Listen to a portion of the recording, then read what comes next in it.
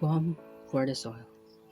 The earth, the dark, and a fertile womb hold secrets whispered in the tongue of ages past, a silent story of life's beginnings, evermore. From mountain peak to valley lake, her patient hands the seeds they sow. With gentle wind and sun's warm grace, she nurtures life in time and space. A tapestry of world and wind, where roots run deep and life is bred. A canvas rich, a textured hue of minerals and moisture too.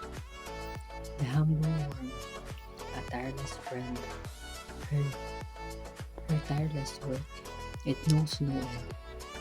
He tills the soil, a silent plea for healthy growth for you and me.